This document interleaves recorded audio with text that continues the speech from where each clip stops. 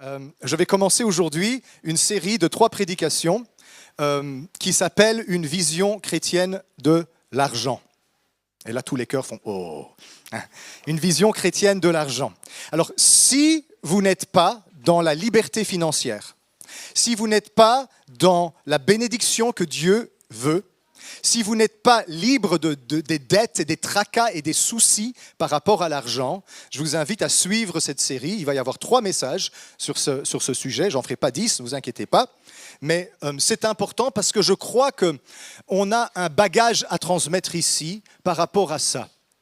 Vous avez vu, on a fait les comptes ce matin, l'Église elle est prospère, il y a des rentrées financières suffisantes, c'est la moitié de ce qu'on a besoin pour un bâtiment. Mais bon, on continue, vous voyez que ça rentre. Mais vous savez pourquoi? C'est parce qu'il y a ici des gens qui ont appris à gérer leur argent selon le royaume de Dieu, et Dieu les bénit, et Dieu bénit l'Église. C'est pas partout comme ça. La majorité des endroits, c'est la dèche. C'est vraiment difficile. On n'arrive même pas à payer la moitié d'un salaire au pasteur. On n'arrive pas à payer le loyer parce que les chrétiens ne vivent pas dans la prospérité que Dieu veut. Alors, ce n'est pas l'évangile de la prospérité, mais Dieu veut qu'on soit prospère. La Bible, elle dit que Dieu veut qu'on ait assez pour tous nos besoins et encore suffisamment pour faire du bien autour de nous. Et quand on aligne notre vie économique, financière sur les principes de Dieu, on est béni et on est capable de bénir les autres. Alors si vous avez des dettes, si vous êtes à renflouer les cartes de crédit les unes avec les autres, si vous êtes en train de vous disputer à la maison parce qu'on n'arrive pas à arrondir les fins de mois, parce que c'est difficile, si vous êtes obligé de faire toutes sortes de ruses et de manigances pour avoir assez d'argent pour vivre, vous avez besoin d'entendre cette série parce que Dieu veut vous libérer du joug financier qui est sur votre vie. C'est pas comme ça que les finances sont dans le royaume de Dieu. Ça fait 30 ans que je fais ce que je vais vous enseigner. Et il n'y a pas que moi, ça vient pas que de moi, il y a déjà plein de personnes qui vivent ça. Eh bien, on peut vivre béni et avoir suffisamment pour vivre, pour couvrir tous nos besoins et assez encore pour faire du bien autour de nous. Et Dieu veut qu'on apprenne ces choses-là. Donc aujourd'hui, c'est le premier message et il est déjà, ça va déranger quelques entités au-dessus de nous, parce que le message d'aujourd'hui parle de Mammon. Donc on va lire un texte en Matthieu 6, versets 19 à 34. Matthieu 6, 19 à 34. Jésus dit, « Ne vous amassez pas des trésors sur la terre où la teigne et la rouille détruisent et où les voleurs percent et dérobent, mais amassez-vous des trésors dans le ciel où la teigne et la rouille ne détruisent point et où les voleurs ne percent ni ne dérobent. Car là où est ton trésor, là aussi sera ton cœur. L'œil est la lampe du corps. Si ton œil est en bon état, tout ton corps sera éclairé. Mais si ton œil est en mauvais état, tout ton corps sera dans les ténèbres. Si donc la lumière qui est en toi est ténèbres, combien seront grandes ces ténèbres ? Nul ne peut servir 2 maîtres, car ou il haïra l'un et aimera l'autre, ou il s'attachera à l'un et méprisera l'autre. Vous ne pouvez servir Dieu et Mammon. Pas maman, Mammon. C'est pourquoi je vous dis, ne vous inquiétez pas de votre vie, de ce que vous mangerez, ni de votre corps, de quoi vous serez vêtus. La vie n'est-elle pas plus que la nourriture et le corps plus que le vêtement ? Regardez les oiseaux du ciel, ils ne sèment ni ne moissonnent, et ils n'amassent rien dans des greniers, et votre Père céleste les nourrit. Ne valez-vous pas beaucoup plus qu'eux ? Qui de vous, par ses inquiétudes, peut ajouter une coudée à la durée de sa vie ? Et pourquoi vous inquiétez au sujet du vêtement ? Considérez comment croissent les lys des champs. Ils ne travaillent ni ne filent. Cependant, je vous dis que Salomon même, dans toute sa gloire, n'a pas été vêtu comme l'un d'eux. Si Dieu revêt ainsi l'herbe des champs qui existe aujourd'hui et qui demain sera jetée au four, ne vous vêtira-t-il pas à plus forte raison, gens de peu de foi ? Ne vous inquiétez donc point et ne dites pas « Que mangerons-nous ? Que boirons-nous ? De quoi serons-nous vêtus ?» Car toutes ces choses, ce sont les païens qui les recherchent. Votre Père céleste sait que vous en avez besoin. Cherchez premièrement le royaume et sa justice. Cherchez premièrement le royaume et la justice de Dieu, et toutes ces choses vous seront données par-dessus. Ne vous inquiétez donc pas du lendemain, car le lendemain aura soin de lui-même. À chaque jour suffit sa peine. Alors ce texte, il est intéressant. 1 minute d'étude biblique, puis on passe à la prédication. Parce que ce texte, il a une structure assez intéressante. Alors peut-être que tu peux m'afficher l'image qui est sur le projecteur. Je ne sais pas si vous le voyez, oui, je pense que ça se voit. Donc c'est un texte très spécial que je vous ai lu parce qu'il est écrit en X. On dit, pour les théologiens, on appelle ça un chiasme. Alors répète avec moi, chiasme. Un chiasme, c'est un texte dont le point le plus important est au centre. Et il est écrit de façon symétrique. C'est pour ça qu'il y a A, B, C, B', A'. Et donc ce texte, il est écrit de telle façon que l'on comprenne que le centre ici, c'est le plus important. Et le centre, c'est le verset 24. On ne peut pas servir 2 maîtres, soit on sert Dieu, soit on sert Mammon.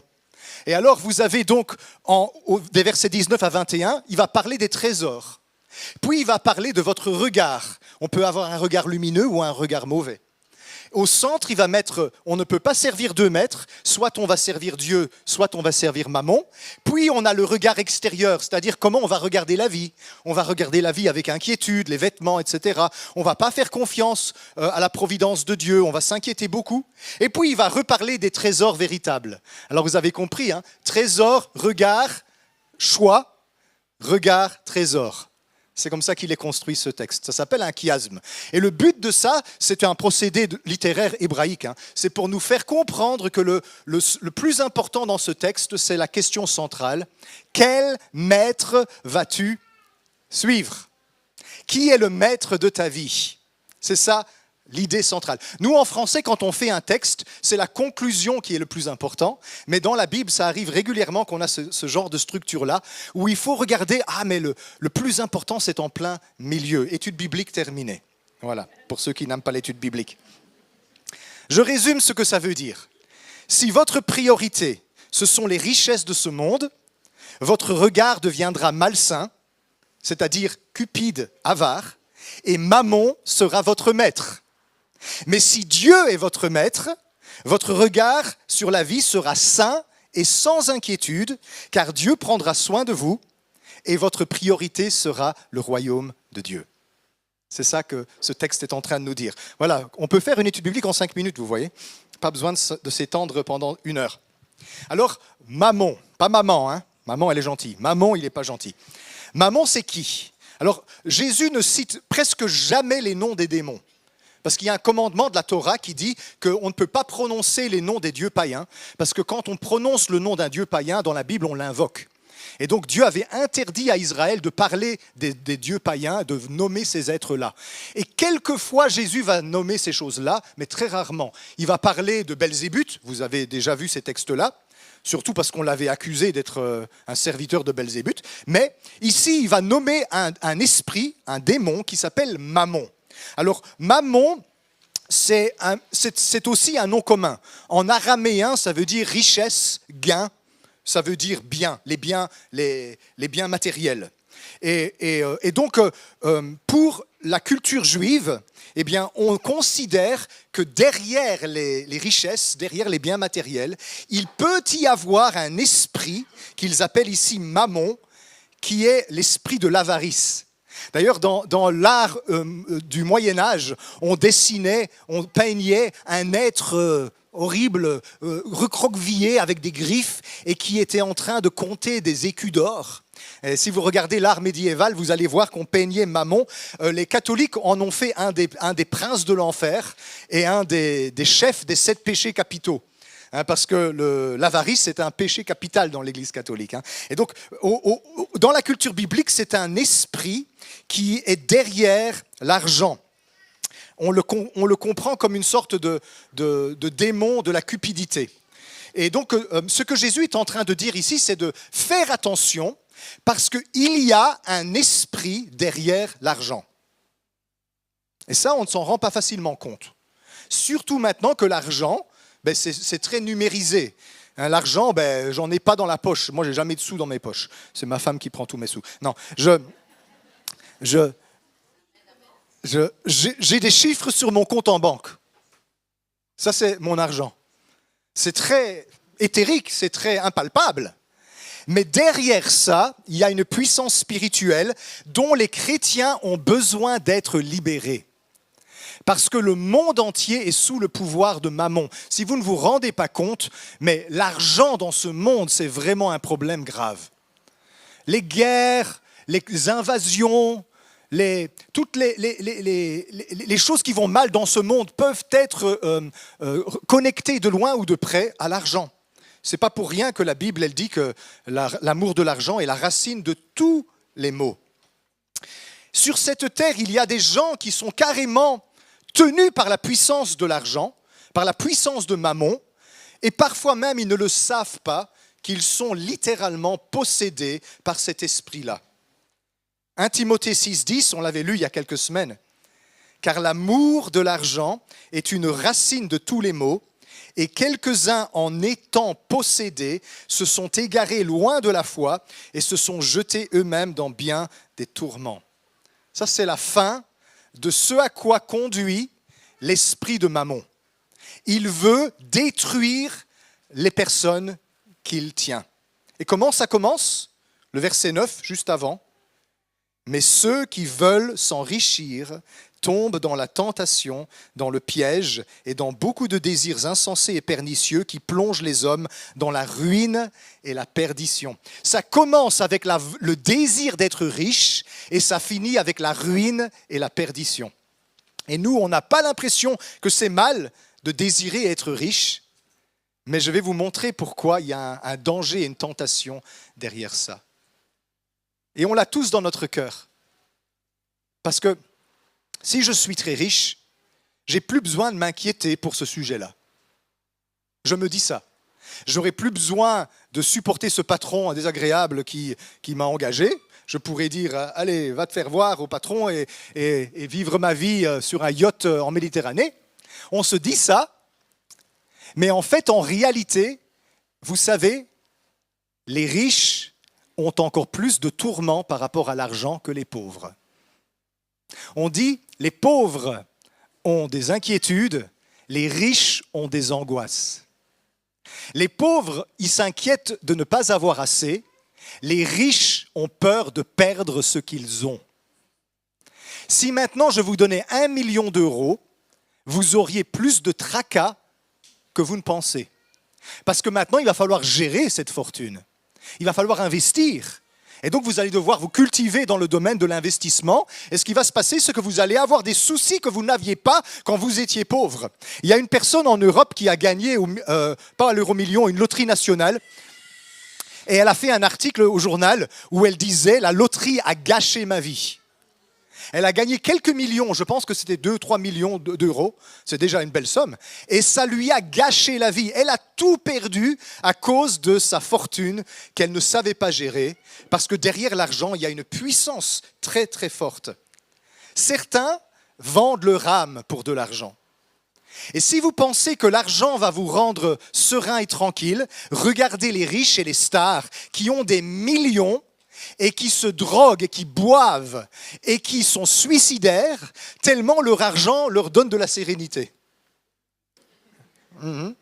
D'ailleurs, j'en ai entendu un qui disait, c'est Jim Carrey qui disait ça, le comique là, le bouffon un peu là. Il disait, je souhaite que tout le monde puisse être riche pour qu'ils comprennent que l'argent ne fait pas le bonheur. On peut être millionnaire et avoir des angoisses plus grandes que quand on ne l'était pas. Et pourtant, il y a des gens qui vendent leur âme pour ça. Je vais vous dire le secret. Mammon ne veut pas que vous soyez libre de son emprise. Alors, si vous êtes pauvre ou si vous êtes riche, il va maintenir son emprise. Parce que si maintenant vous aviez un beau pactole d'argent et que vous étiez libre de tous vos soucis, eh bien, vous n'avez plus besoin de lui. Puisque maintenant vous êtes autonome, libre, indépendant, vous êtes à flot, eh bien ça ne lui va pas. Parce que ce que Mammon, sauf si votre maman est cupide, mais si Mammon, je sens que je vais faire ça plusieurs fois aujourd'hui, désolé maman, Mammon veut vous garder sous contrôle. Il veut que vous soyez constamment inquiet pour que vous ne soyez jamais libre financièrement et que vous puissiez dire, eh bien moi je n'ai plus de soucis financiers. Et ça, c'est un état de sérénité auquel Dieu nous appelle. Je n'ai plus de soucis financiers. Pourquoi tu es riche? Non. Mais je n'ai pas de soucis financiers. Parce que j'ai confiance en Dieu et je n'ai pas confiance en l'argent. Mais quand ma confiance est en l'argent, j'ai des soucis financiers. Et donc, mes amis, rendez-vous compte, si vous êtes rongés par les soucis financiers, si vous vous inquiétez pour l'argent, si vous ne savez pas comment vous allez faire, si vous avez des dettes à éponger et que vous avez une mauvaise gestion de vos finances, il y a toutes les chances qu'il y a l'esprit de Mammon quelque part là derrière. Et si, pendant que je suis en train de vous parler dans cette prédication, votre ventre se noue et fait des nœuds et vous fait convulser, eh bien, il n'est pas seulement autour de vous, il est aussi dans votre ventre. On peut être lié spirituellement par l'esprit de Mammon à notre insu. Vous savez pourquoi? Parce que l'inquiétude, c'est un péché pieux. C'est pas tellement grave. On se dit, c'est pas grave, je suis anxieux, je suis inquiet. C'est juste vulnérable. C'est pas comme si je tuais ou je mentais. Mais Jésus, il a dit, ne vous inquiétez de rien. C'est un commandement. C'est un ordre de Jésus. Ne vous inquiétez. Mais je m'inquiète, Seigneur. Ah, si tu es inquiet, c'est qu'il y a quelque chose qui te retient. Et Dieu va nous libérer de la puissance de Mammon pour que nous puissions être libres et sereins et que ça ne soit plus jamais un sujet de dispute dans les ménages, que ce ne soit plus jamais un sujet d'inquiétude qui nous provoque des insomnies. Qu'est-ce que je vais faire? Comment je vais joindre les deux bouts? Comment je vais payer cette dette? Et si les huissiers débarquent? Et tout ce genre de choses-là qui se passent dans nos têtes quand Mammon a détruit notre vie. Les Belges pensent qu'ils sont pauvres, mais ils sont, aux dernières statistiques, les 8e plus grands épargnants au monde. Mais il y a mieux, hein. Il y a les Allemands, ils sont 5e. Il y a les Français, ils sont 4e plus grands épargnants au monde. Il y a les Néerlandais, 3e plus grands épargnants au monde. Il y a les Suédois, 2e place. Et vous savez bien qui est le premier, hein? Les Suisses. Les Suisses, hein, les gars.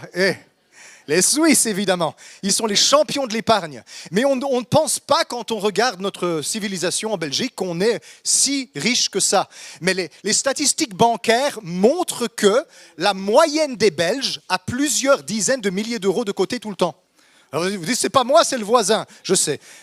Je n'ai rien sur mon compte à vue. Oui, mais les bons de caisse et toutes ces choses-là, là, hein? On se dit ça. Pourquoi est-ce qu'on épargne à excès? C'est parce qu'on a peur qu'il nous arrive quelque chose et on veut se rassurer.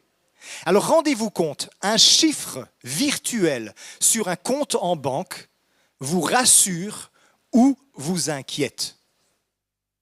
Quand vous tombez en dessous de quelle somme est-ce que l'inquiétude commence? Il y en a quelques-uns, c'est quand ça devient rouge. Mais il y en a d'autres qui ont bloqué leur compte pour ne jamais descendre en négatif. Mais quand on est au-dessus de 2000, ça va.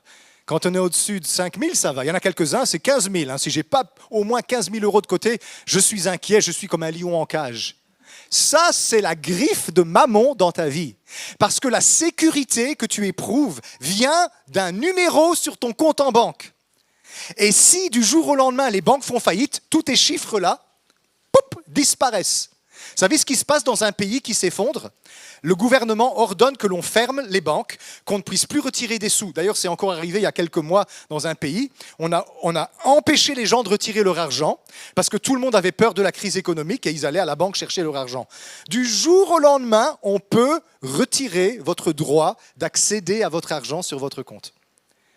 Et avec le climat d'insécurité internationale, ce n'est pas étonnant que les gens sont si effrayés par rapport à ce sujet-là.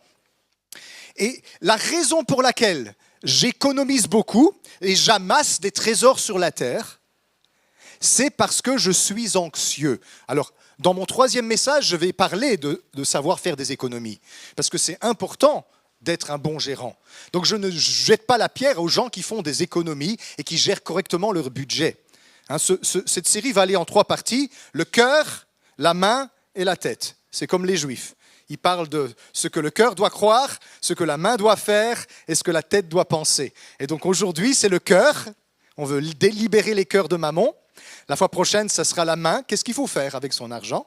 Et la dernière fois, ça sera la tête. Quelle est la sagesse que Dieu nous donne par rapport à l'argent? Aujourd'hui, je veux que vous compreniez que Mammon vous tient à travers votre inquiétude. Vous êtes inquiet. Vous êtes inquiet pour vos fins de mois. Vous êtes inquiet pour votre maison, votre vêtement, votre boisson, votre nourriture. Vous êtes inquiet pour votre salaire. Vous êtes inquiet pour ces choses-là parce que votre sécurité n'est pas en Dieu. Et j'aimerais qu'on prenne conscience que peut-être beaucoup d'entre nous, il y a une place où les griffes de Mammon sont encore en train de nous tourmenter. Nous sommes, peut-être à notre insu, en même temps qu'on adore Dieu, en train de servir ce maître difficile et cruel qui s'appelle Mammon. Les philosophes Nietzsche et Marx disaient que l'argent est la religion moderne. Un théologien protestant qui s'appelle Paul Tillich disait que l'ultime préoccupation des gens, c'est leur Dieu. Et c'est vrai. L'ultime préoccupation des gens de notre temps, c'est l'argent. Et l'argent est un Dieu. Et Jésus dit donc au verset 24, « Nul ne peut servir deux maîtres, car ou il haïra l'un et aimera l'autre, ou il s'attachera à l'un et méprisera l'autre. Vous ne pouvez servir Dieu et Mammon. » Il est en train de faire deux choses là, Jésus. Il est en train de placer Mammon dans le contexte de la religion. Puisqu'il dit Dieu et Mammon, c'est que ce sont des divinités. Et deuxièmement, il dit que c'est exclusif. On ne peut pas servir les deux. Ou bien on va être un serviteur de Mammon, ou bien on va être un serviteur de Dieu. Les deux sont diamétralement opposés et incompatibles, et ils ne peuvent pas se réconcilier. C'est pourquoi s'il y a Mammon dans mon cœur, je vais choisir et je vais faire des choses qui vont à l'encontre de la volonté de Dieu. S'il y a Dieu dans mon cœur, je vais agir et faire des choix qui vont à l'encontre de la volonté de Mammon. Et vous savez, quand Mammon nous tient, ce qui se passe, c'est quand Dieu dit « fais ceci avec ton argent », les griffes de Mammon resserrent dans notre ventre. On dit « non, je ne peux pas faire ça ». Parce que je suis en train de lui désobéir, vois-tu. Mais quand j'obéis à Mammon, c'est le Saint-Esprit qui me serre dans mon ventre. Tu ne peux pas faire ça. Je ne peux pas obéir au Saint-Esprit et à Mammon. Les deux sont diamétralement opposés et luttent l'un contre l'autre. C'est une véritable religion. Et si on faisait le tour, il n'y a personne ici qui dirait « moi je suis un serviteur de Mammon ». Personne ne dit ça. Mais vous savez comment on sert Mammon ? Comment on l'adore et qu'on le prie? Avec notre inquiétude. Jésus y dit que l'inquiétude, c'est le sens de ce texte, est un fruit de notre asservissement à Mammon. Alors je ne parle pas des autres inquiétudes. Si tu es inquiet de la maladie ou je ne sais pas, tu es inquiet de perdre ton conjoint ou je ne sais pas quoi, ça c'est des autres inquiétudes. Je parle de l'inquiétude qui est liée à tes biens matériels, à ta sécurité financière, à ton logement, tes vêtements, ces choses-là. Ça, c'est un symptôme de l'emprise de Mammon sur votre cœur. Peut-être que tu t'imagines que c'est même impossible d'en être libre. Je vous promets que c'est possible d'être libre de l'inquiétude et d'être totalement serein sur son avenir. Qu'on soit dans l'abondance ou dans la pauvreté, on sait que Dieu va s'occuper de nous. Et je peux vous promettre que c'est une vie tellement joyeuse quand tu ne dois pas te soucier de ces choses-là, que tu ne dois pas t'inquiéter de ce dont ton lendemain sera fait, parce que ton papa dans le ciel prend soin de toi. Il y a quelques personnes ici, vous êtes en train d'ouvrir les yeux. Vous êtes rongés par une inquiétude au sujet de l'argent et vous êtes en train de prendre conscience que derrière ça, il y a Mammon qui est en train d'agir et qui est en train de vous tourmenter inutilement et il est en train de vous perturber et de vous détruire intérieurement et extérieurement, parce que secret, Mammon détruit les personnes qui le servent. Quand on est asservi à Mammon, ce qui se passe, c'est qu'il nous met devant le nez la carotte de l'argent et on ne l'atteint jamais parce qu'on n'a jamais assez d'argent. Et plus on la poursuit, plus on sacrifie les choses autour qui sont importantes. On lui sacrifie notre santé, on lui sacrifie nos relations, on lui sacrifie nos enfants, on néglige les enfants parce qu'on veut plus d'argent. On lui sacrifie notre spiritualité, on lui sacrifie notre communion fraternelle entre nous parce qu'on poursuit cette carotte qui n'est jamais atteinte. Je désire être riche, mais c'est quel chiffre ça, être riche ? Le riche d'aujourd'hui, c'est le pauvre de demain. Et on n'est jamais satisfait et on est inquiet. Il y en a quelques-uns, je le sens, hein. Vous allez devoir prendre conscience qu'il y a la puissance de l'argent qui a encore une emprise sur votre vie. Et Dieu veut vous en libérer pour que vous puissiez être totalement serein. Et de dormir sur vos deux oreilles. Mon papa dans le ciel prend soin de moi. Oui, mais, non, il n'y a pas de mais. Il a promis. On va passer en revue quelques promesses, hein, en vite, hein, parce qu'on n'a pas beaucoup de temps. Psaume 23, verset 1er. J'aime bien qu'on les affiche parce que je veux que vous les voyiez. L'Éternel est mon berger, je ne manquerai. Si Dieu est ton berger, tu ne manqueras de rien. Psaume 34, verset 10. Les lionceaux, parfois c'est le verset 11 dans certaines versions, les lionceaux éprouvent la disette et la faim, mais ceux qui cherchent l'Éternel ne sont privés d'aucun bien. Ceux qui cherchent Dieu ne sont privés d'aucun bien. Psaume 37, verset 25. J'ai été jeune, j'ai vieilli, je n'ai point vu le juste abandonné, ni sa postérité mendiant son pain. Alors mes enfants, vous ne mendirez pas votre pain. Matthieu 7, 11.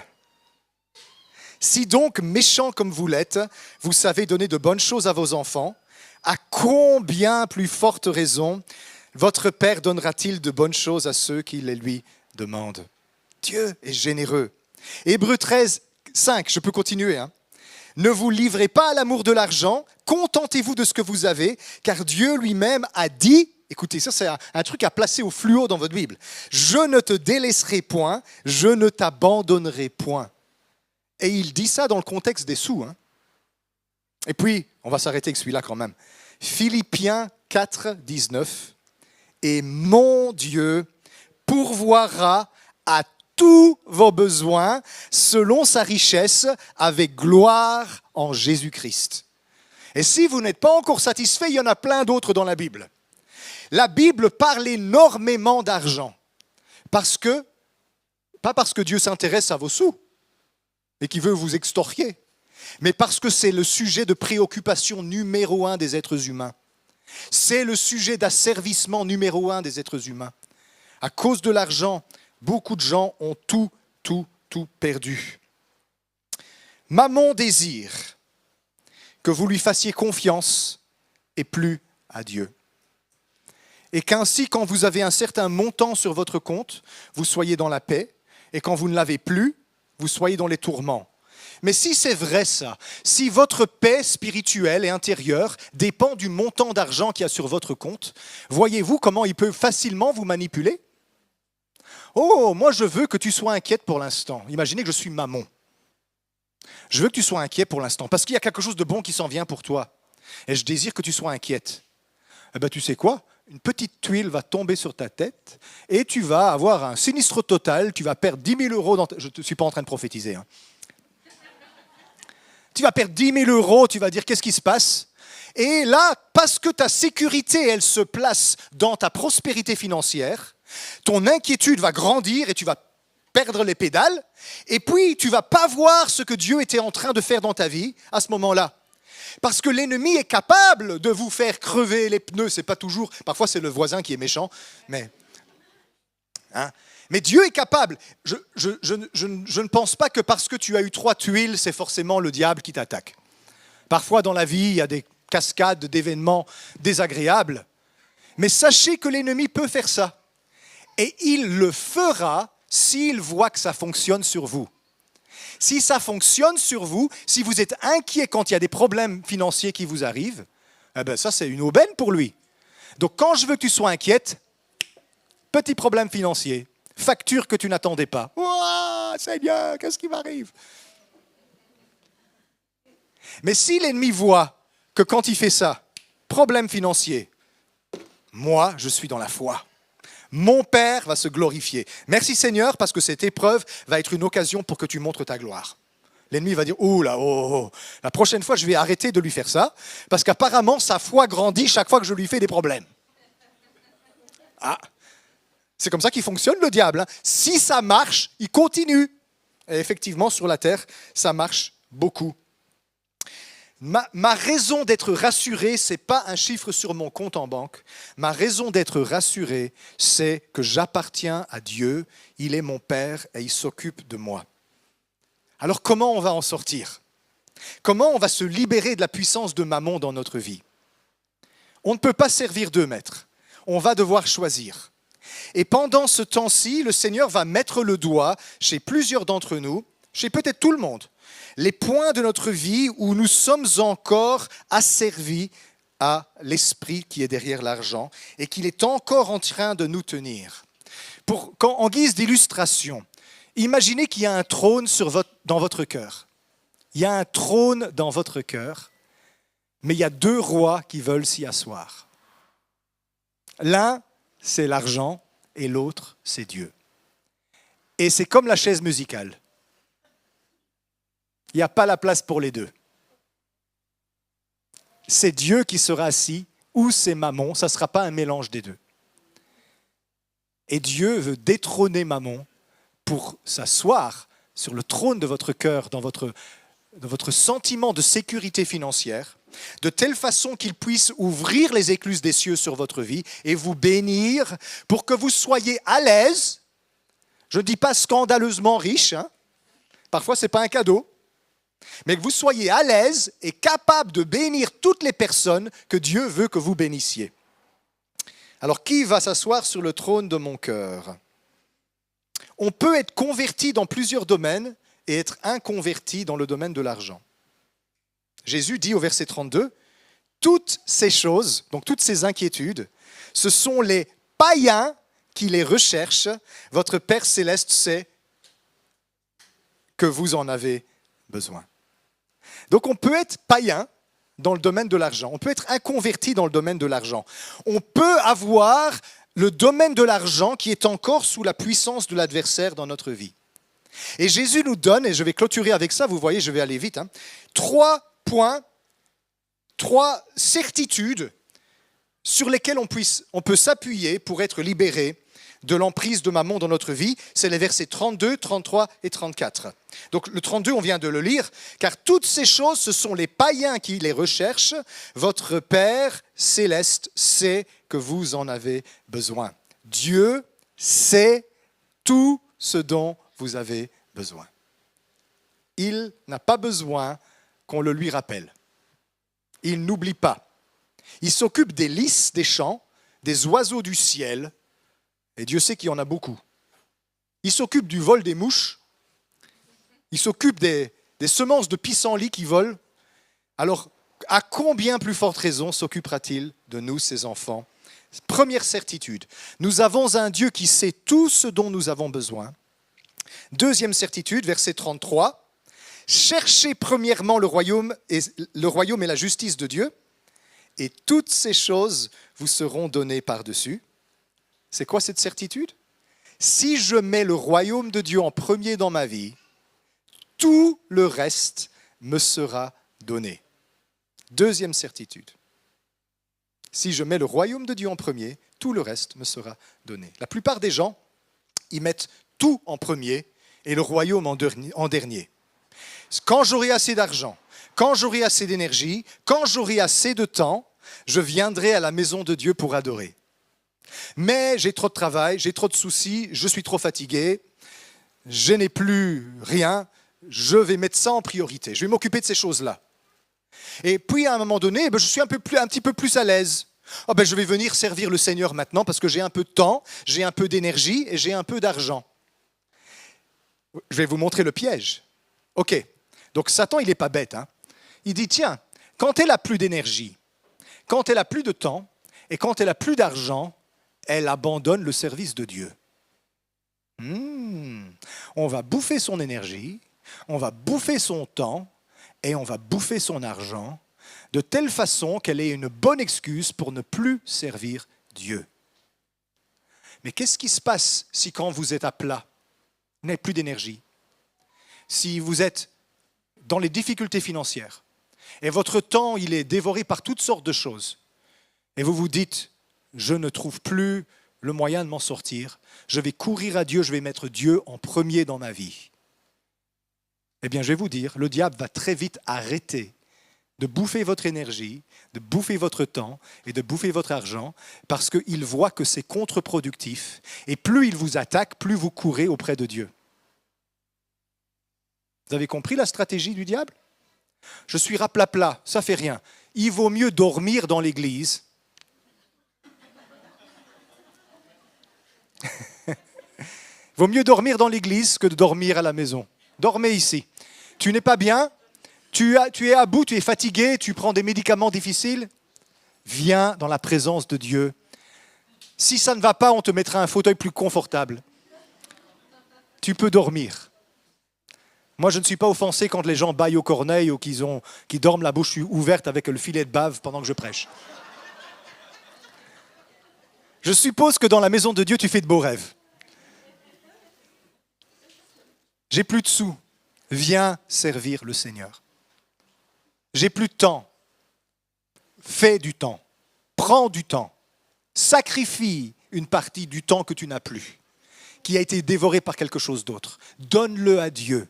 Parce que si tu mets premièrement le royaume de Dieu dans ta vie, tu as la promesse de Dieu, pas de Christophe Blum, de Dieu, que tout le reste te sera donné. Sandra et moi, ça fait 30 ans qu'on fait ça. On a bâti notre mariage sur ce principe-là. Et je crois pouvoir dire que l'Église ici, elle a été bâtie sur ce principe-là. Parce que Jacques, quand il est sorti de la France, je pense que le verset qu'il avait reçu, c'était « Sur la montagne de l'Éternel, il sera pourvu », si je me rappelle.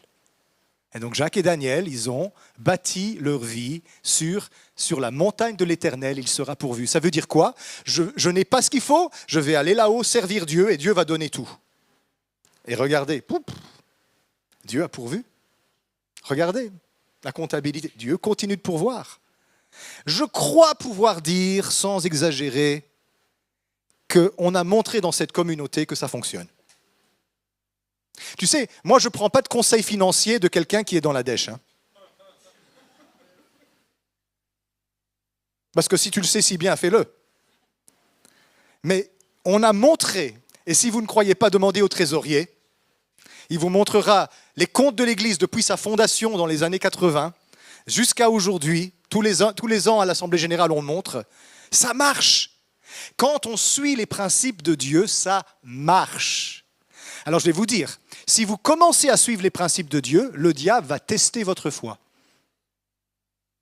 Il va vous résister parce que lui, il veut que vous restiez sous son joug. Il veut que vous restiez sous le poids de ses griffes, qui vous maintient dans les dettes, dans l'inquiétude, dans les tourments financiers, tous les jours de votre vie. Et Dieu veut que vous soyez libres. Vous avez vu ce passage qu'on a lu sur l'argent ? On n'entend pas Jésus faire un appel. Oui, venez semer dans mon ministère. Venez, qui va donner 100 €? Qui va donner 500 €? On ne voit pas Jésus faire ça. Quand vous voyez des gens faire ces choses-là, ça, ce n'est pas l'évangile. Parce que le but de Jésus ici, ce n'est pas de récolter les sous des gens. Le but de Jésus, c'est de les libérer de la puissance qui les asservit. Parce que Jésus veut que Dieu soit leur maître et c'est Mammon qui les tient. Et Jésus veut qu'on soit ses disciples. Si Pierre, Jacques, Jean, tous ceux-là, Mammon les tenait. Quand Jésus a dit « Viens, laisse ton filet, suis-moi ». Oui, mais mon entreprise de pêche. Viens, je ferai de toi un pêcheur d'hommes. Comme Seigneur, si je ne pêche plus, je n'aurai plus de poissons, j'aurai plus d'argent. Sur la montagne de l'Éternel, il sera pourvu. Il y a des gens, Dieu les appelle à servir, mais ils ont peur par rapport à l'argent. Si Dieu t'appelle, il va pourvoir.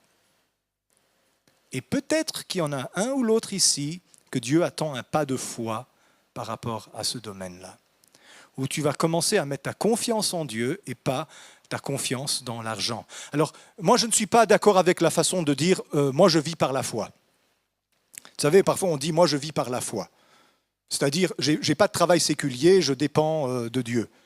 Mais tous les chrétiens sont appelés à vivre par la foi. Parce que même si tu as un salaire qui tombe tous les mois, tu dois quand même faire preuve de foi par rapport à l'argent. On est tous appelés à vivre par la foi en notre Père céleste qui prend soin de nous et qui ne nous délaissera pas, qui s'occupera de nous. Alors, première chose, verset 32, nous savons, Dieu sait ce dont nous avons besoin, il connaît tous nos besoins. 2, verset 33, si nous mettons Dieu en premier dans notre vie, tout le reste nous sera donné.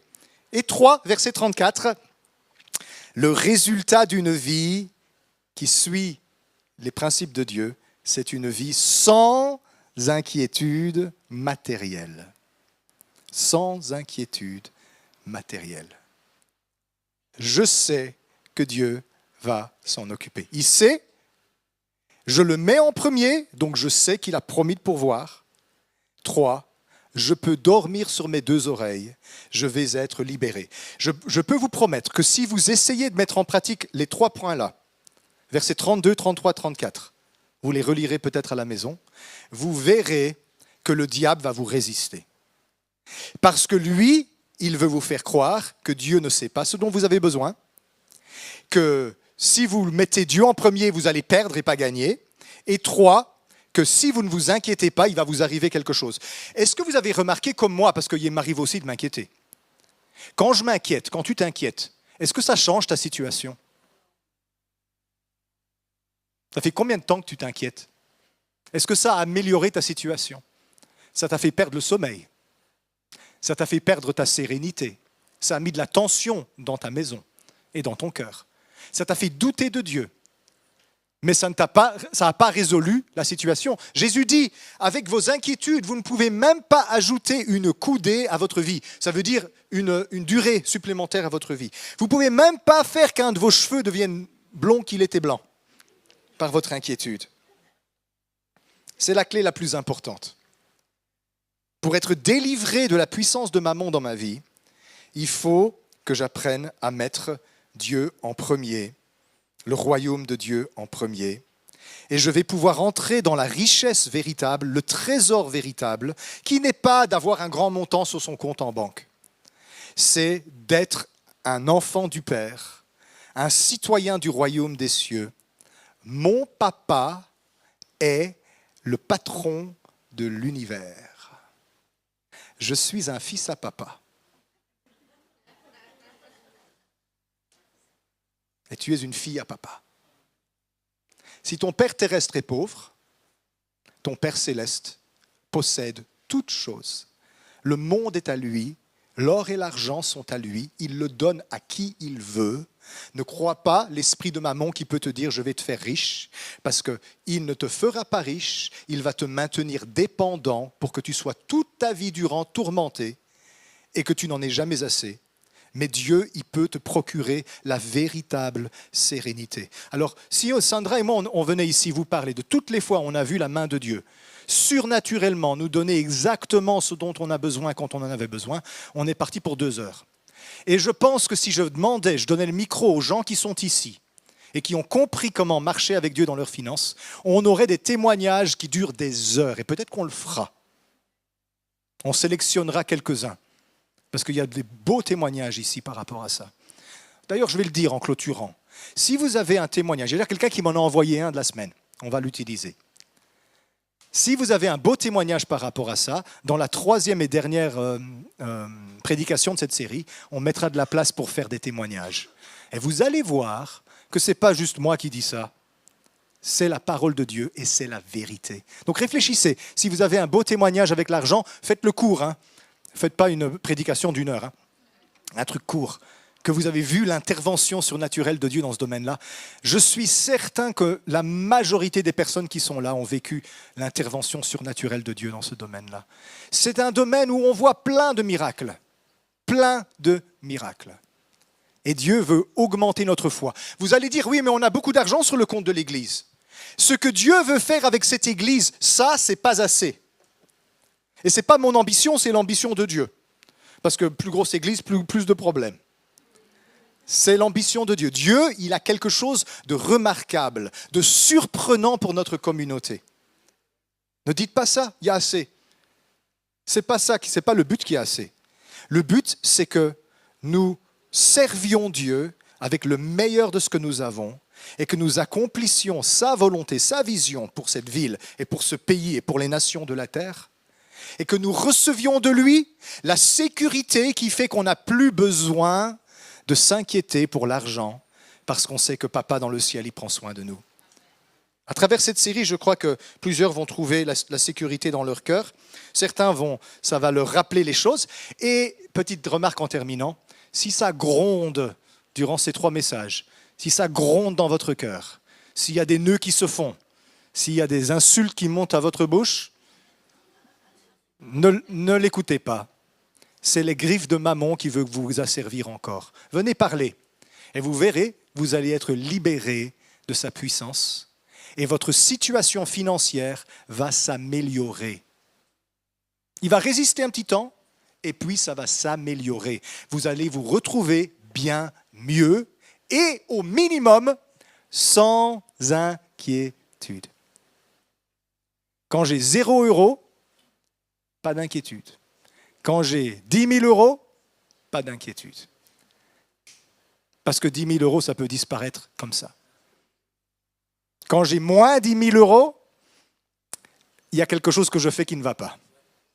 Il va falloir que j'apprenne à soumettre ces choses à Dieu et dire « Seigneur, est-ce que tu veux bien mettre de l'ordre dans ma situation financière ?» Dieu dit « Oui, je vais le faire, mais ça va aller à l'encontre de ce que tu penses. » Ça ne fait rien. Seigneur, si ma manière de faire fonctionnait, ça ferait longtemps que j'aurais renfloué mes dettes. Alors Seigneur, aide-moi.